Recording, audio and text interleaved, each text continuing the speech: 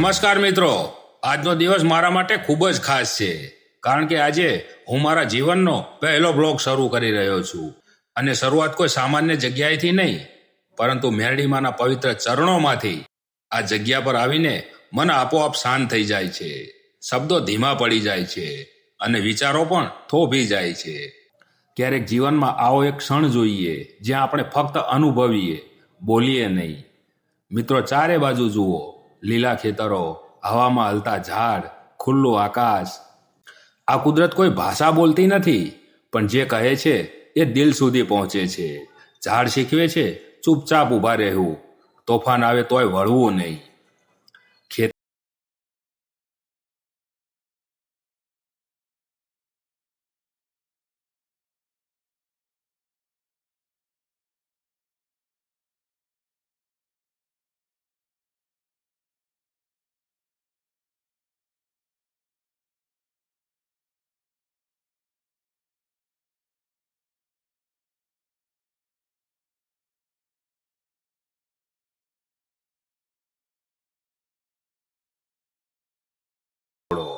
આ બધું જોઈને એવું લાગે છે કે ઈશ્વર અહીં જ વસે છે। મેલડીમાં ફક્ત એક મૂર્તિ નથી, એ તો વિશ્વાસની ઉર્જા છે। અહીંયા આવનાર દરેક વ્યક્તિ પાસે કોઈને કોઈ કહાની હોય છે, કોઈ દુઃખ લઈને આવે છે, કોઈ આશા લઈને આવે છે અને કોઈ માત્ર આભાર માનવા આવે છે। માતા સૌને સાંભળે છે, કોઈ પ્રશ્ન નથી પૂછતી, કોઈ ભેદભાવ નથી કરતી। મિત્રો, પહેલો બ્લોગ બનાવો ખૂબ જ હિંમત માગે છે। કેમેરા સામે ઊભા રહો, હજારો વિચારો આવે, લોકો શું કહેશે, કોણ જોશે, પણ એક દિવસ આ પ્રશ્નો કરતા વિશ્વાસ મોટો હોવો જોઈએ। આ બ્લોગ પરફેક્ટ નથી, પણ સાચો છે અને દિલથી છે। વિશ્વંભરી અખિલ વિશ્વતણી જનેતા, વિદ્યાધરી વદન માવસજો વિધાતા। દુર્બુદ્ધિને દૂર કરી સદબુદ્ધિ આપો,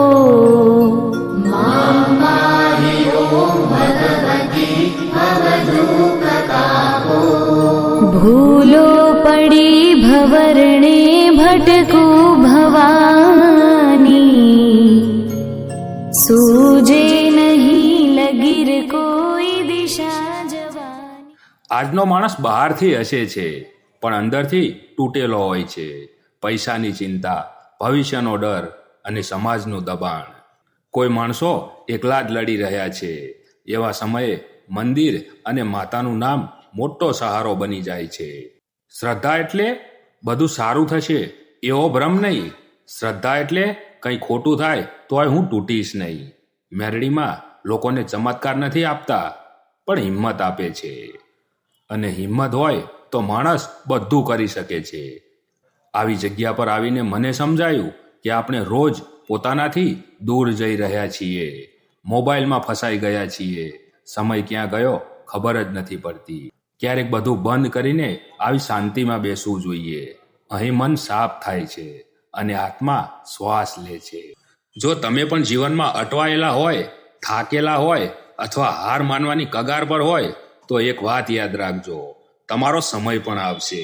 માતા પર વિશ્વાસ રાખજો અને પોતાના ઉપર વિશ્વાસ રાખજો। આજકાલનું જીવન બહુ ઝડપથી ચાલે છે। દરેક માણસ કોઈને કોઈ દોડમાં છે, કોઈ પૈસાની, કોઈ નામની, કોઈ ઓળખની અને કોઈ સફળતાની। પણ આ દોડમાં આપણે ઘણીવાર પોતાને જ ભૂલી જઈએ છીએ। મન થાકી જાય છે, આત્મા ખાલી લાગે છે અને હસતા ચહેરા પાછળ ઘણું બધું દુઃખ છુપાયેલું હોય છે। એવા સમયે માતા યાદ આવે છે।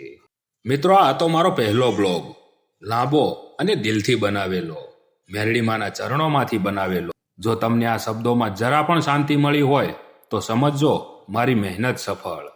આ સફર અહીં પૂરી નથી થતી, હજી તો શરૂઆત છે। જય મેરડીમાં। તો મળીશું આવતા નવા વ્લોગમાં।